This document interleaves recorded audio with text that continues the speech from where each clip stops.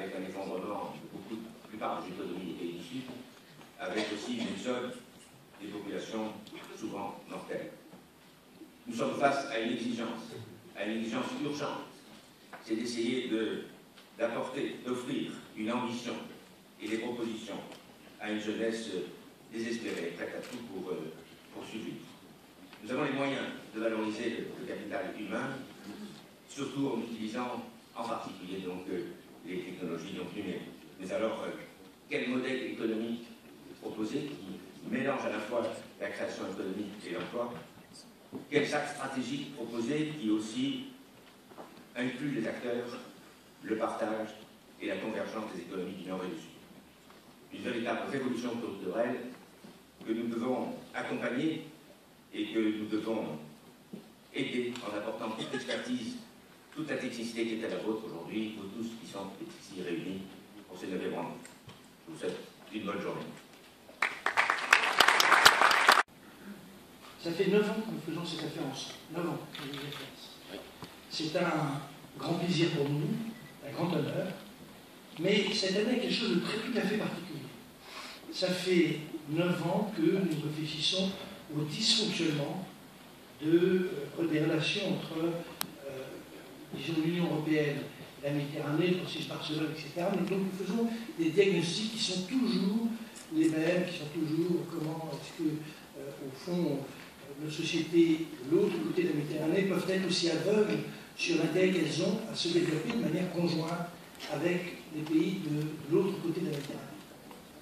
Et bien cette année, nous allons véritablement effectuer une rupture, et ceci grâce au travail qui a été fait pour la FEMIS, le travail de Jean-Louis Refers, qui est un travail qui porte sur l'innovation et la créativité.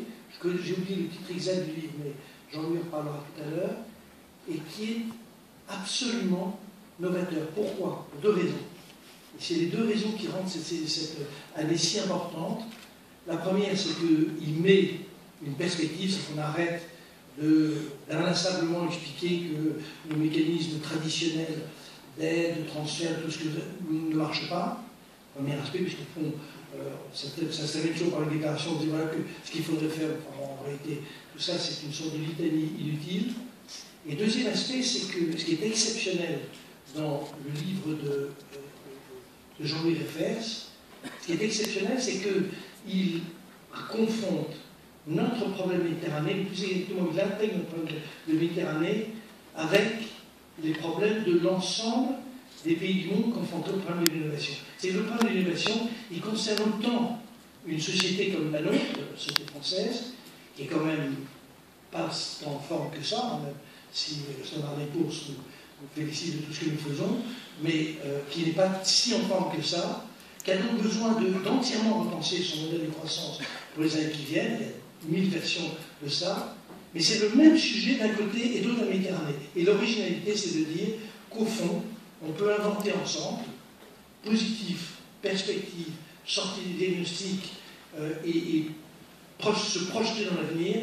Nous pouvons inventer ensemble ce modèle qui serait un modèle en réalité très concentré sur la créativité, l'innovation, la formation, tout ce qu'on a dit. C'est la raison pour laquelle les travaux d'aujourd'hui, là je me situe du côté du cercle économiste, sont si importants, si novateurs, et ça, on le doit au travail de la FEMIS et Jean-Louis Refers. Donc, ça n'étonnera personne, mais c'est une vraie rupture. Merci Jean-Louis. Bon, mes chers amis, messieurs les ministres, messieurs les ambassadeurs, messieurs les présidents, nous sommes venus de nombreux élus, monsieur le député Jean Roata, le député européen, monsieur Rocca-Serra, madame Tréguian, monsieur le maire Yves Morel, notre collègue éminent Michel Peset qui est là, voilà, nous sommes là, les élus de Marseille, pour vous accueillir, pour vous dire notre considération, notre estime, notre reconnaissance.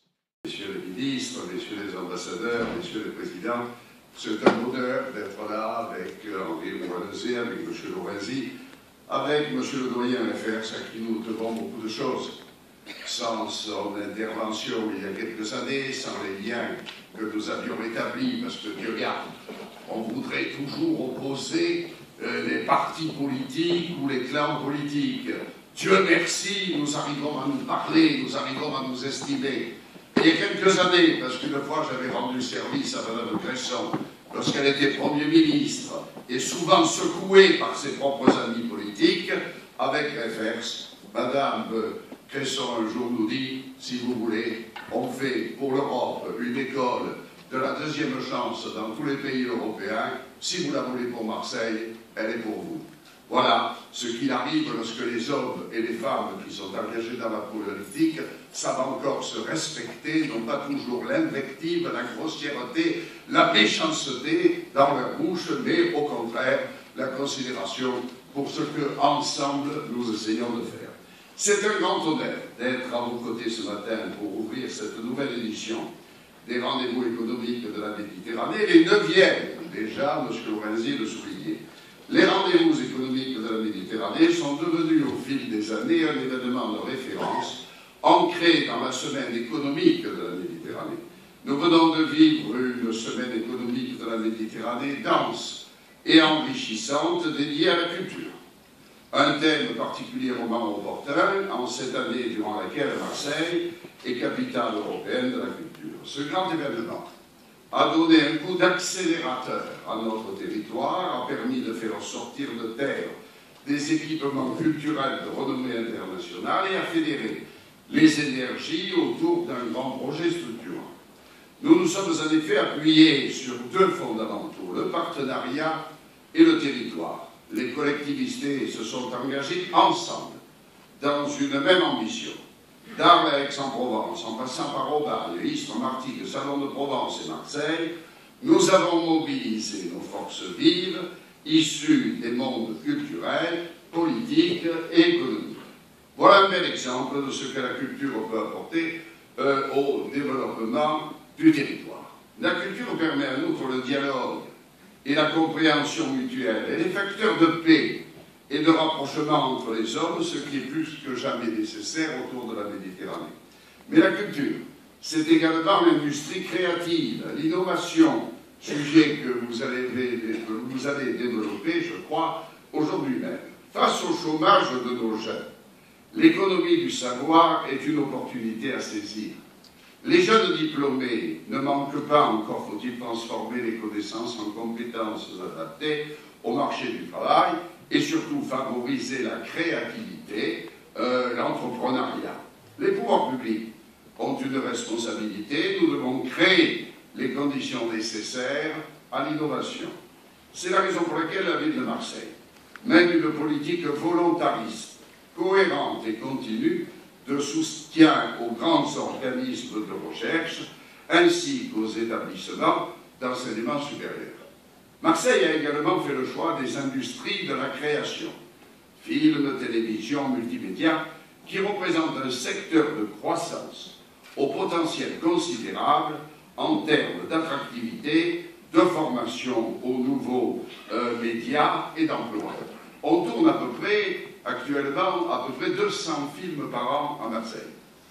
On nous demande, les réalisateurs qui font ces films, des autorisations de voirie. Si vous arrivez Luc Besson et ses cascadeurs de taxi, il faut interdire la circulation sur la Corniche, sur la Canebière, il faut prendre des arrêtés.